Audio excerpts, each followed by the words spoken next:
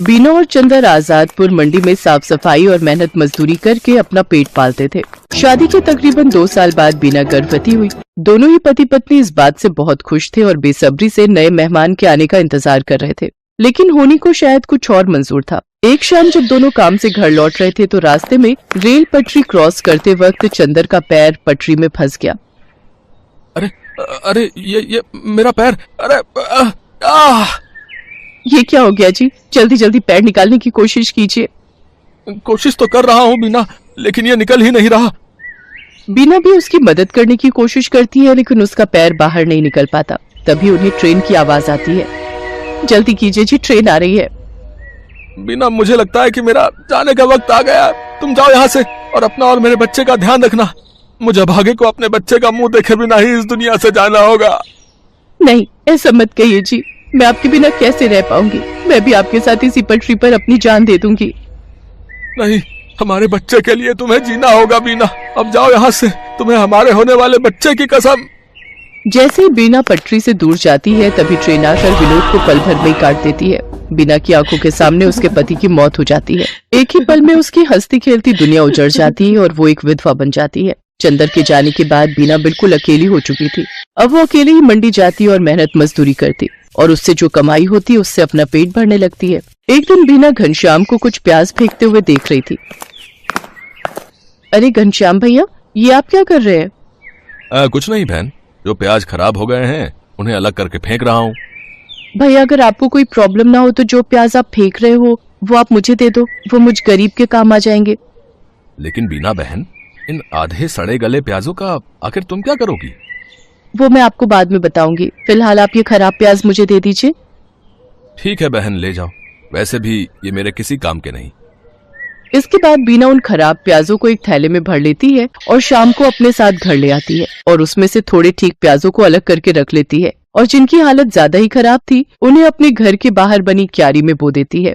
अगले दिन सुबह काम पर जाने से पहले बीना साफ छाटे हुए प्याजों को काटकर आटे में मिलाती है और साथ ही नमक, हरी मिर्च और अजवाइन डालकर उस आटे को गूंथ लेती है। खुद नाश्ता करके वो कुछ पराठे घनश्याम के लिए भी पैक करके ले जाती है। ये लो घनश्याम भैया, आपसे जो कल प्याज लेकर गई थी उनसे मैंने प्याज के पराठे बनाए हैं, जरा आप भी चख कर देखो। रोज दाल चावल खाकर आप बोर हो गए होंगे ना? बीना बहन, हम गरीबों के नसीब में तो दाल चावल और सूखी रोटी ही होती है, भला उससे भी क्या नाराज होना। अच्छा लाओ, तुम इतने प्यार से प्याज के पराठे बनाकर लाई हो तो खाकर देखता हूँ। घनश्याम को बीना के हाथ के बने प्याज के पराठे बहुत पसंद आते हैं। ऐसे ही कुछ समय बीत जाता है। बीना को अब 7वां महीना लग गया था, जिस वजह से वो मजदूरी नहीं कर पा रही थी, जिस वजह से उसके घर खाने पीने की तंगी हो गई थी। ऐसे ही एक रोज जब वो खाना बनाने जाती है तो देखती है कि राशन के सभी डिब्बे खाली हैं। हे भगवान, एक बार को मैं तो भूखी रह लूंगी, लेकिन मेरे अंदर पल रही ये नन्ही जान कैसे भूखी रहेगी? इस हालत में तो कोई मुझे काम भी नहीं दे रहा, अब क्या करूं? हाँ, याद आया, अपनी जमीन में थोड़े प्याज उगाए थे ना, क्यों ना उनको निकाल लूं, वो अब पूरी तरह पक गए होंगे। बीना उन प्याजों को निकालती है और पड़ोस से थोड़ा आटा उधार मांग कर ले आती है। उसके बाद स्वादिष्ट प्याज के पराठे बनाती है। उसके पराठों की खुशबू को सूंघते हुए उसकी पड़ोसन आरती वहाँ पहुँच जाती है। अरे वाह बीना, तेरे घर से तो बड़ी ही अच्छी खुशबू आ रही है। आखिर क्या बनाया है तूने? कुछ नहीं बहन, ये प्याज के पराठे बनाए हैं। लो, तुम भी खाकर बताओ कैसे बने हैं। वाह वाह वाह, क्या स्वाद है बीना तेरे हाथों में। अरे इतने अच्छे पराठे तो ढाबे वाला भी नहीं बना पाता। मैं तो कहती हूँ तू प्याज के पराठे का एक ठेला लगाकर बेच और पैसे कमा। जब ऊपर वाले ने तुझे इस हुनर से नवाजा है कि तू इतना अच्छा खाना बना लेती है तो इसका फायदा उठा। उसकी बात बीना को सही लगी और वो मदद के लिए घनश्याम के पास जाती है। घनश्याम के पास एक पुराना ठेला था जिस पर वो गलियों में जाकर प्याज बेचता था, लेकिन जब उसने मंडी में खुद की दुकान ले ली तब से वो ठेला बेकार ही खड़ा रहता था। घनश्याम वो ठेला बीना को देने के लिए तैयार हो जाता है। घनश्याम शाम को अपना पुराना ठेला लेकर बीना के घर पहुंचता है। ये लो बीना बहन, इसकी मरम्मत मैंने करवा दी है, अब तुम इसका इस्तेमाल कर सकती हो। आपका बहुत बहुत शुक्रिया घनश्याम भैया, आपका ये एहसान मैं कभी नहीं भूलूंगी। अगले दिन सुबह जल्दी उठकर बीना सारी तैयारी कर लेती है और मंडी में जाकर अपने प्याज के पराठों का ठेला लगा लेती है। लेकिन काफी देर तक जब कोई ग्राहक नहीं आता तो वो सोचती है, हे भगवान, दिन ढलने को आ गया लेकिन अभी तक एक भी ग्राहक नहीं आया। अगर ऐसे ही चलता रहा तो मैं अपने होने वाले बच्चे को क्या खिलाऊंगी? लगता है अब बिजनेस चलाने के लिए कोई तरकीब लगानी होगी। एक काम करती हूँ, कम दाम करके बेचती हूँ। एक बार मेरे पराठों का स्वाद सबकी जुबान पर चढ़ गया तो वो कहीं और जा ही नहीं पाएगा। इतना सोचकर बीना आधे दाम में प्याज के पराठे बेचने लगती है। कम दाम में बहुत सारे लोग बीना के पराठे खाने लगे। कुछ दिन बीना ने सबको कम दाम पर ही पराठे बेचे, लेकिन फिर जब उसके ग्राहक बढ़ गए तो उसने रेट बढ़ा दिए। लेकिन तब तक वो पूरी मंडी में प्याज के पराठों वाली के नाम से मशहूर हो चुकी थी। कुछ ही दिनों में उसकी अच्छी खासी कमाई होने लगी थी। वो भगवान के आगे हाथ जोड़कर बोलती है, हे भगवान, तेरी कृपा से और कुछ अच्छे लोगों की मदद से मेरा काम बहुत अच्छा चल पड़ा है और मैं अच्छी खासी कमाई कर लेती हूँ। बस मुझ पर ऐसी ही अपनी कृपा दृष्टि रखना ताकि मैं अपने बच्चे को एक अच्छी जिंदगी दे सकूं। कुछ ही दिनों में बीना खुद का ढाबा खोल लेती है। अब उसकी खूब अच्छी कमाई होने लगी थी। उसका काम और बढ़ गया था, इसलिए उसने अपनी मदद के लिए 2 लाचार औरतों को रख लिया था। बीना की डिलीवरी का समय भी आ गया और उसने एक बेटे को जन्म दिया। महीने भर का रेस्ट लेने के बाद वो वापस काम पर जाने लगी और अपने साथ अपने बच्चे को भी ले जाती। अब वो काम संभालने के साथ साथ अपने बच्चे की भी अच्छी परवरिश करने लगी और खुशी खुशी उसके साथ रहने लगी। राधिका बच्चों को स्कूल से छुट्टी के वक्त घर लेकर आ रही थी, पर उसकी आंखों में आंसू थे। अब क्या करूं? बच्चों की फीस अगले 15 दिन तक नहीं भरी तो बच्चों का नाम स्कूल से काट देंगे। 6 महीने की फीस कहाँ से लाऊंगी? मुझे कुछ समझ नहीं आ रहा। मम्मी, बर्गर खाना है, बर्गर लेकर दो ना। मम्मी, मुझे भी बर्गर खाना है। भैया, बर्गर कितने का दिया? 10 रुपए का आलू टिक्की और पनीर लगाकर 15 रुपए का है। 10 रुपए वाले 2 दे दो भैया। ये बर्गर बनाना कितना आसान है, अगर इसमें सब्जियां अच्छी लगाकर दो तो। ये लो आपके बर्गर। मम्मी, मुझे पनीर वाला खाना था। भैया ये लो 5 रुपए और पनीर लगा दो। बस इतना सा टुकड़ा पनीर का, इसके 5 रुपए। ऐसे तो तुम ग्राहकों को लूट रहे हो। बहन जी, 15 रुपए में अब इतना ही पनीर मिलेगा। हमें भी तो बचत करनी होती है। अगर एक ही बर्गर पर ढेर पनीर लगा दिया तो फिर हमने दुकान चला ली, और इतना ही कम लग रहा है तो खुद घर पर क्यों नहीं बना लेते बर्गर। बर्गर वाले की ये बात राधिका के मन में घर कर गई और उसके मन में विचार आया, अगर मैं बर्गर का काम खोल लूं तो मेरे पास भी इतने पैसे हो जाएंगे कि मैं भी घर के खर्चों में हरीश की मदद कर सकूंगी। और फिर बर्गर बनाना तो बहुत ही आसान है। घर जाकर माजी और हरीश से इस बारे में बात करती हूँ। राधिका हरीश और सास से बर्गर का ठेला लगाने की बात करती है। लो, कर लो बात राधिका बहू, अब तुम भी बच्चों सी बात कर रही हो। पता है हम औरतों का घर से बाहर निकलकर काम करना कितना मुश्किल है। हम औरतें घर के चूल्हा चौका ही निपटा लें, वही गनीमत है। पर माँ जी, आजकल बर्गर का काम बहुत चल रहा है। अगर मैं ये कर लूं तो इससे हरीश को भी पैसों में मदद मिलेगी। मुझे 15 दिन तक बच्चों की 6 महीने की फीस जमा करनी है। हरीश की सैलरी घर के किराए और खर्च में लग जाती है। दोनों मिलकर काम करेंगे तो घर खर्च में आसानी होगी। माँ, राधिका का मन है तो मुझे लगता है हमें राधिका को काम करने से नहीं रोकना चाहिए।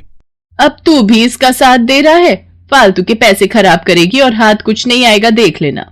हरीश राधिका को 2000 रुपए देता है, पर उतने में तो बस थोड़ा ही सामान आ पाता है। राधिका परेशान हो जाती है। हरीश ने जो 2000 रुपए दिए थे वो तो कम पड़ गए। अभी तो ठेले वाले को एक दिन के 200 रुपए और गैस सिलेंडर आएगा 500 का। अभी और खर्चा करना बाकी है। मुझे कुछ काम उधार उठाकर करना होगा। बर्गर का ठेला लगाने के लिए राधिका को उधार में सामान लेना पड़ा।